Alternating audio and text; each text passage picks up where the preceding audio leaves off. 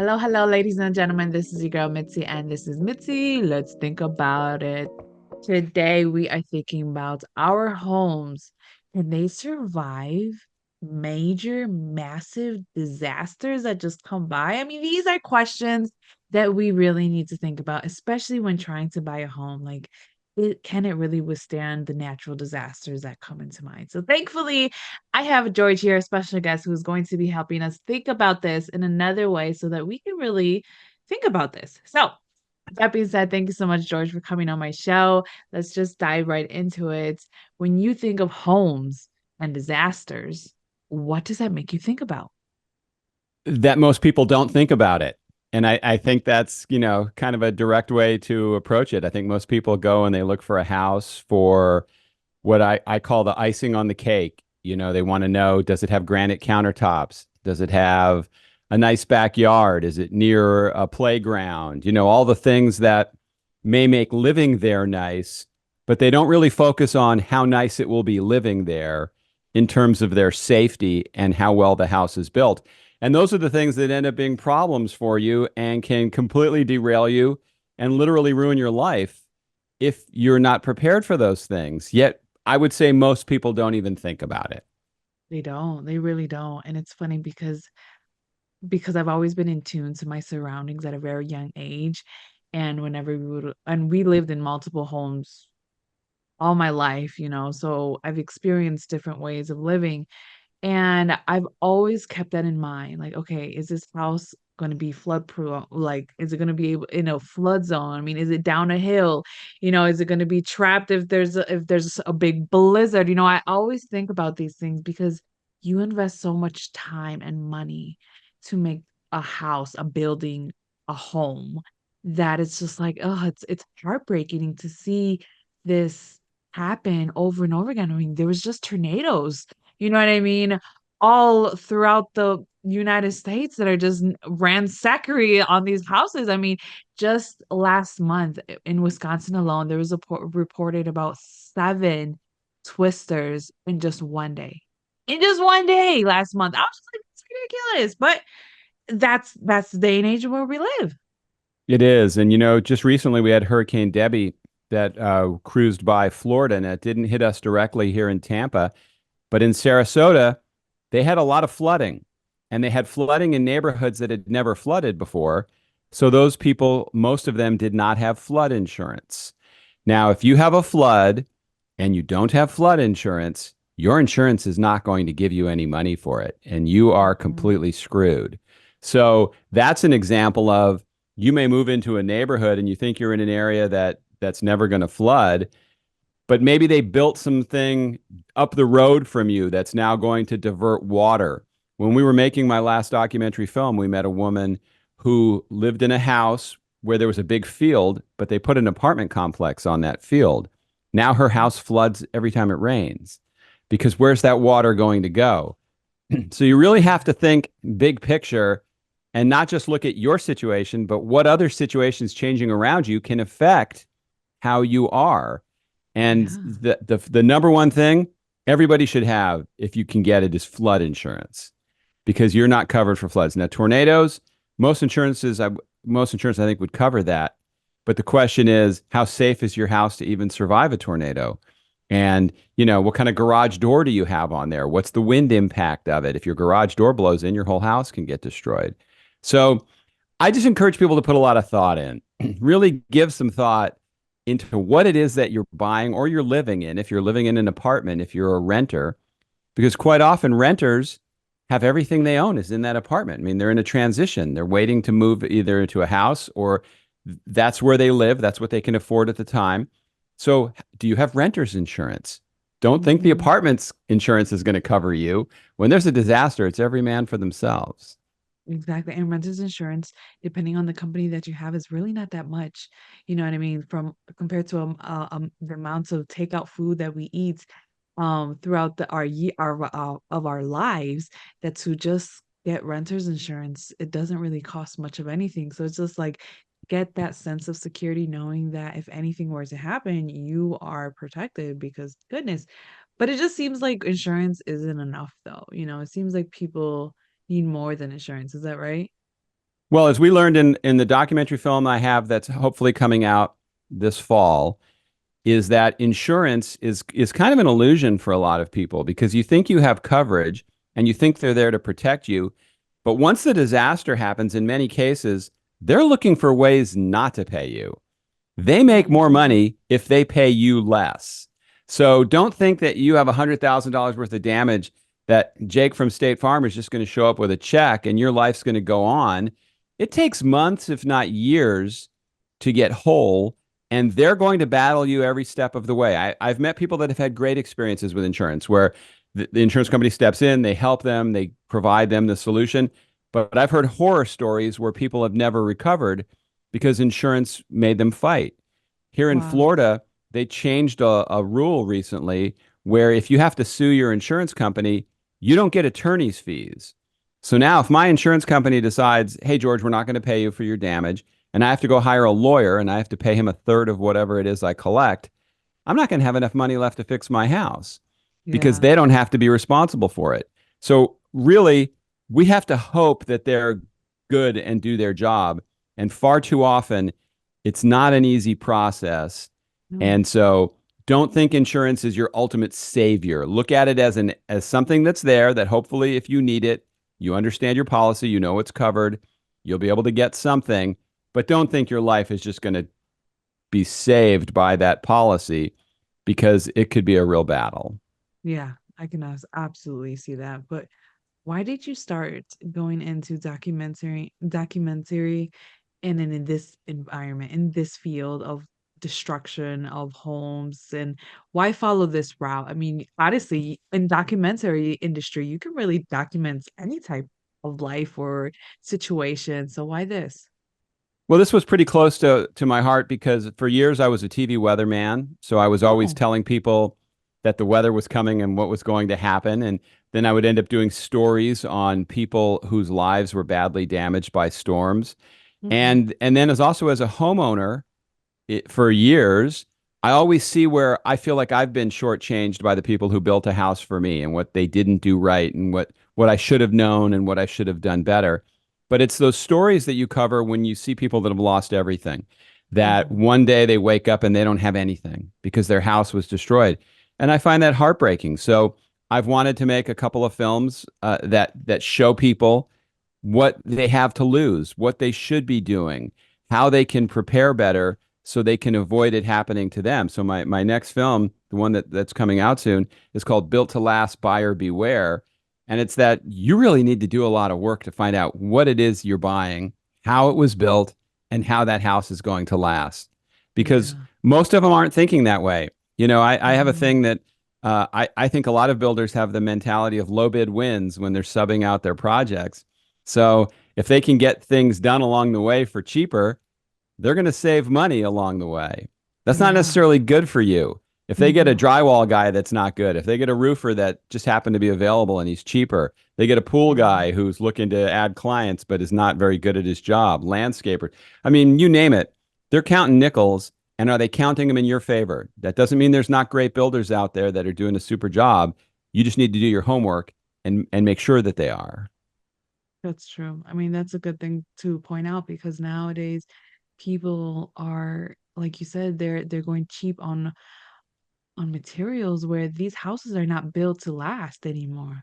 They're not. I mean, back Yeah. then they built houses to last, to withstand the treacherous like weather conditions because back then also the weather was more intense. I feel like now it has shifted and evolved and it's changing because I grew up in Wisconsin, I lived in Wisconsin and I lived in other places in the United States.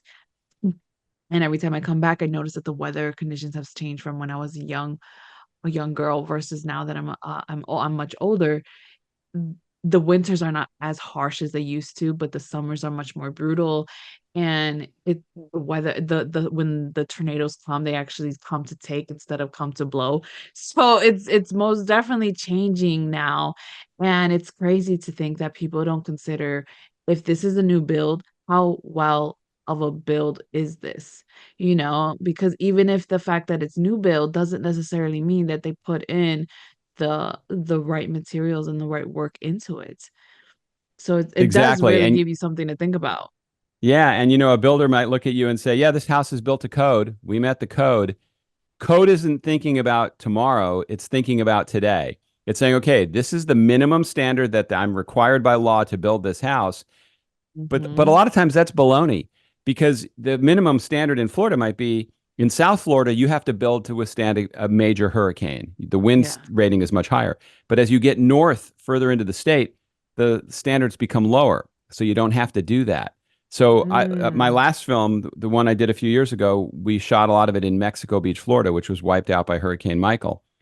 They're not even rebuilding to a standard to survive what wiped them out before. In fact, along the way, people have complained that they were making the standards too high and they had them lower the standards, drop them. So if another Yeah. major hurricane hits the panhandle of Florida, a lot of those people are going to get wiped out again because they're not rebuilding to survive the disaster that affected them. And I think there should be rules that say you can't rebuild to a if you don't rebuild to a standard of what damaged you, we're not allowing you to rebuild. I mean, that might be something that's smart. Now, a lot of people might not be able to afford that, so don't write me or call me and tell me I'm ruining your life. But that's certainly something to think about. Who should pay for that? If I have a house on the beach and it gets obliterated by a storm, and I put the same house back there, should everybody else have to pay for that? I, That's a I good would argue question. no. Especially insurance companies. If I was an insurance company and I was going to pay you out because of a certain damage, I would want to ensure, listen, this is the money that you get. If you're going to rebuild your house, rebuild it, but rebuild it to last. Because if the next year comes and you blows down like the three little pigs and you still build your house out of straw, even though the wind blew it down, you need to build it out of bricks, then build it out of bricks. You know what I mean? Like so Yeah, but there's a flaw in what you just said I know there's a because if flaw. There's always a flaw.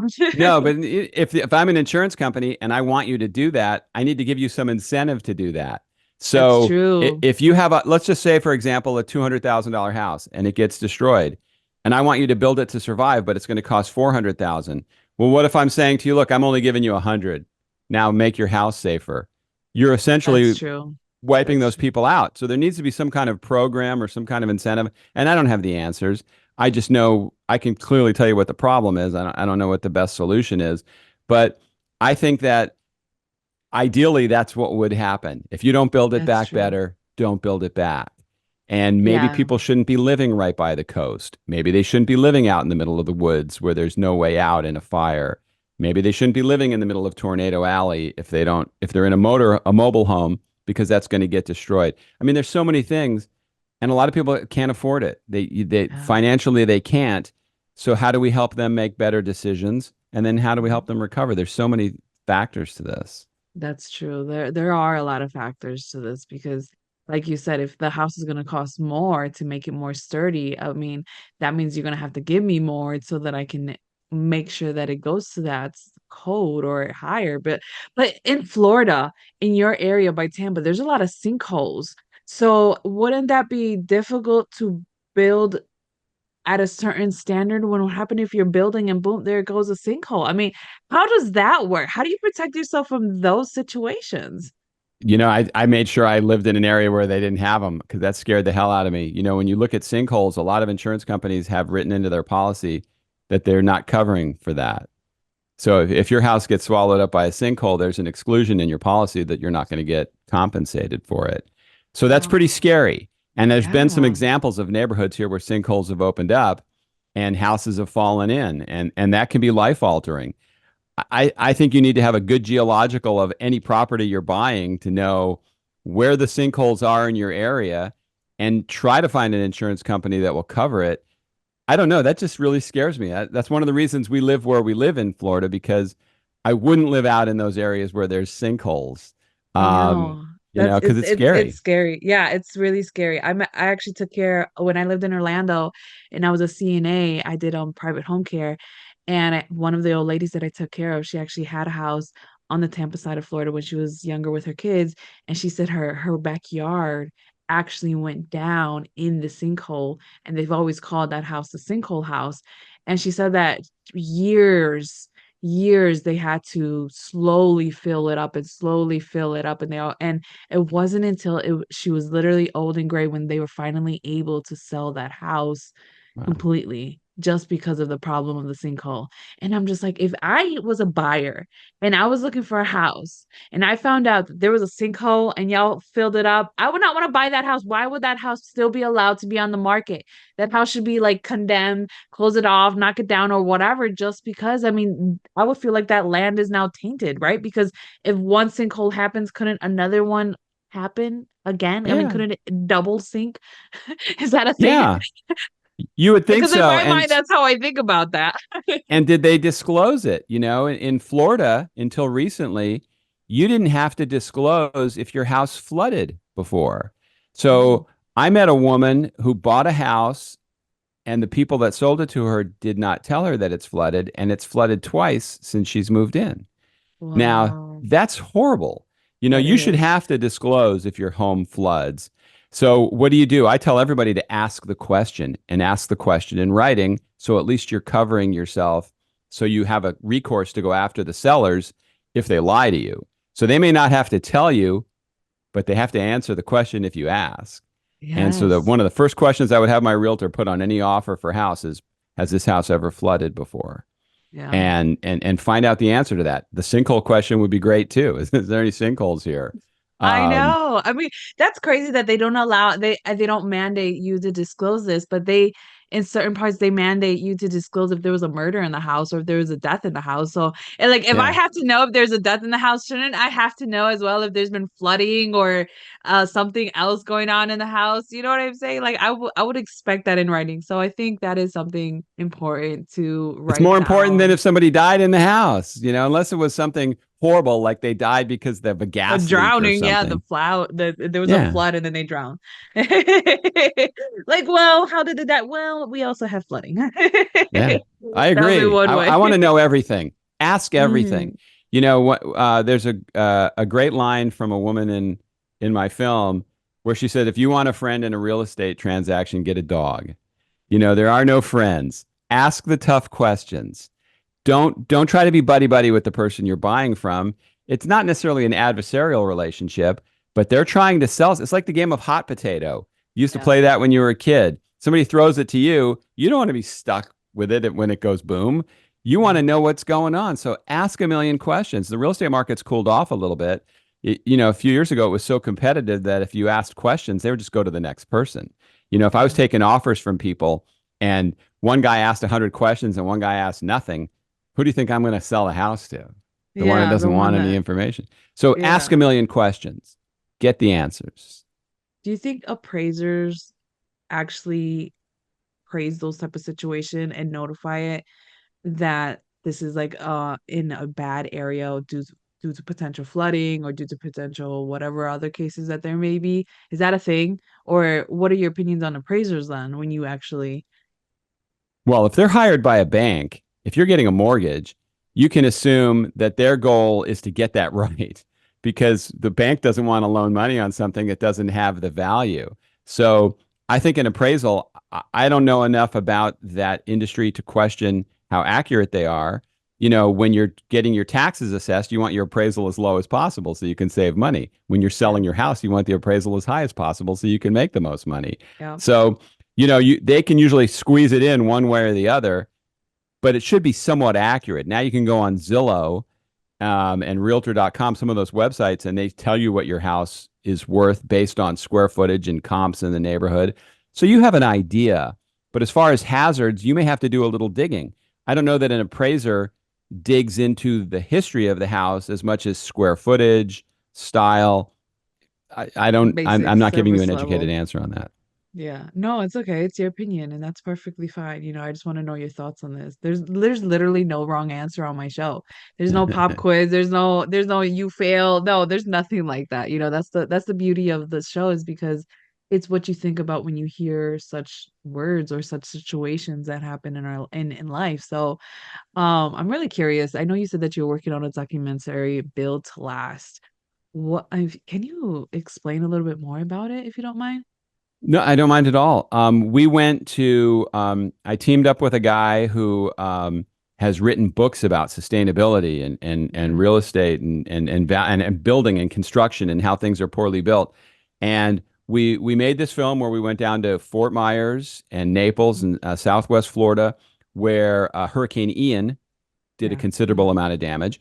We Yes. focused on Tampa, Florida, which is the next bullseye for major damage because this area Yeah. would get wiped out if a major hurricane hit. And we went up to the Panhandle, back to Mexico Beach, Port St. Joe, places that still haven't fully recovered from Hurricane Michael. And we Mm. met victims of storms. We talked to experts that show you what you should be looking for. We talked to attorneys that talked about what you need to think about when you're buying a house from a legal perspective and knowing that what might happen if you have to go into battle with your insurance company. We talked to state legislators about why laws tend to favor the builder and the insurance industry over the consumer. Hmm. And I wanted people to come away with a sense of what they're really looking at when they choose a place to live and what the Yeah. consequences are of making a bad choice. So I want people to go in with their eyes open and not think that this major transaction, the more money than you might spend on anything in your life, you probably put more thought into the car you buy than the safety features in your house. And Very why true. is that? Well, the government, unfortunately or fortunately for us, has said you have to have airbags, you have to have a certain crash standard, you have to have the, but building codes, there's a whole lobbying industry of builders that want that code as low as possible because it's Yeah. cheaper to build houses at a lower code. So Yeah. it's not necessarily in our best interest to not ask all these questions because there really isn't anybody looking out for us but ourselves. That's very true. That's very true And that's because what I the movie, even you'll come away with that sense of, okay, I've really got to up my game because I'm putting $300,000 into this house. I'm putting 500,000 into this house. I could lose everything or I could make a good choice. And we use that analogy in the film. It's like if you took all your money and went into a roulette table in a casino and slid it in on one spin of the wheel. And then on this roulette wheel are all the things that can go wrong in Mother Nature. And there's one little tab that's happily ever after. And all these other things can happen to you that could be bad. Would you take hmm all your money and just slide it in blindly on one spin of the wheel? If you heard it expressed to you that way, most people would not do that. No, I think that's the reason why a lot of people are scared of buying homes and they prefer to rent because it takes the responsibility out of them. However, that doesn't resolve your problem. You know what I mean? Because even when you're renting, you still have the possibility of dealing with circumstances that are what's that word? That people just don't want. You know what I mean? That people don't want to just deal with, or people don't want a leaking ceiling. They don't want flood to come in through their basement windows, things of that nature. And it's about doing your research. And I think in that film that you're doing, wow, you have a lot of detail information that can really help people know what they're really investing into and how it can impact their whole life. Because I hear people all the time like, "Oh, I'm just scared of buying a haunted house and getting stuck living with it forever." But it's like there's more to it than a haunted house, There's more to that because oh my goodness, that first storm or that bad condition coming through, I mean, that truly impacts someone's life and their savings. And I mean, we're if you put all your money in the mattress and your mattress flew away, what are you really gonna do now, you know? Yeah. And the people that are living in apartments may be even at more risk because you don't really know. Most people don't think, okay, what are the safety features of this apartment building? You may want to know if there's a fire alarm, but a lot of here in Florida, a lot of apartment complexes, major apartment complexes are built out of wood. So you're not even safe staying there in the event of a major hurricane. But there's no disclaimer on the door that says this building is likely to go airborne in a disaster. You're living there and you think it's safe. You think that somebody sat around at a meeting and go, let's build the safest apartment complex possible. Let's build it out of concrete so our residents Mhm. will be safe. They don't do Yeah, that. There's one yeah. down the street from my house that's all wood, that's right on the water. Now, that may be fine in a category 2 or 3 hurricane, but if a category 5 comes through here, that place is going to get wiped out. Yeah, there's gonna be flying wood everywhere. That's Yeah. ridiculous. Yeah, and I know because I remember a few years back in Miami, that building collapsed and they lost out a lot of people because I don't know the exact Surfside. count, so I can't really say. But that, but people don't realize that Miami, that they have a lot of old buildings. You know what I mean? And when you drive around, they have a lot of old buildings that actually, like, I feel like Miami needs to get a whole new revamp, and somebody needs to go there and just renovate it all because, man, a lot of what they're holding on to, I'm surprised it even lasted this long. They have some of the toughest building codes in the country, though. And so Do things they? have to Surprise! be built better That's a there. surprise. Well, the Surfside apartment complex that you're talking about, that was a horrible video of Yeah. seeing that collapse. There was a lot of warning signs that things were bad there. And since that's happened, they've changed the rules where you have to give inspections in buildings more often and you have to be more diligent about doing it because a lot of these buildings are right by the ocean with Yeah. salt water decaying the structure. Hmm. There's a condo complex that we feature in our film called Punta Rasa that's down where Fort Myers and Sanibel, where the bridge is. And Okay. since the hurricane, nobody's been able to move back in. This is over almost 2 years that people have been kept out of their homes because they couldn't fix the elevators. They had problems fixing all the infrastructure and all the different things that Wow. go wrong. So you could be living in an apartment or a condo, and there's a disaster. You're going to get major assessments. There's been Yeah. residents that have been assessed $50,000 to $100,000 to fix the building because you have to pay for everybody's problems when you're in a condo. An apartment, not so much, but you could still be out of luck and out of a place to live for a long time. Yeah. So it's all scary when things go bad. It's beautiful when the weather's nice on a sunny day. It's Perfect. fantastic. Yeah. Yeah. Perfect place to be, right? I absolutely agree. So time is catching up to us, and I guess I gotta start wrapping up the show, unfortunately. So I gotta ask you, what are some lasting words of wisdom that you can leave us off with to continue on thinking? Even though, let's be honest, this whole entire conversation was a lot to think about, but what can be some lasting words? Do your work, do your investigations, become an investigative reporter when you're buying something, and Yeah. ask a million questions, check with the local floodplain manager, check on the building codes in the community. If you're moving into a condo, check on the reserves and how much is there in reserve, how much have they been fixing things up and taking care of it. If it's an apartment, know what it was made of and what it was built to withstand. And just do your homework. Don't get sold by the beauty. Don't take Yeah. the beautiful girl or the gorgeous guy that walks up to you and just take it at face value and go, "Oh, wow, it's so good looking. It's got to be great." Because Nope. it's usually not. It's Yep. that's a mirage. So Exactly.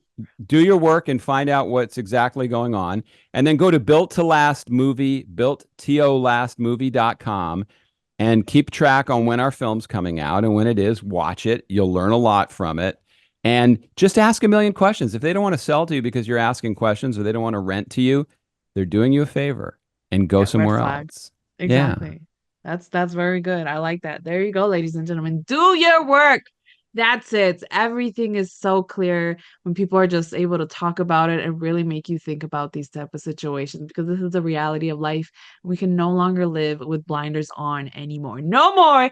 Remove them and look clearly. So, if you guys really want to know more about George and his documentary and everything that he has to offer the world so that we can really think about home safety and what's really going on around us, check out his website. I have his lovely photo along with his website so you can just have access to everything that he has to offer.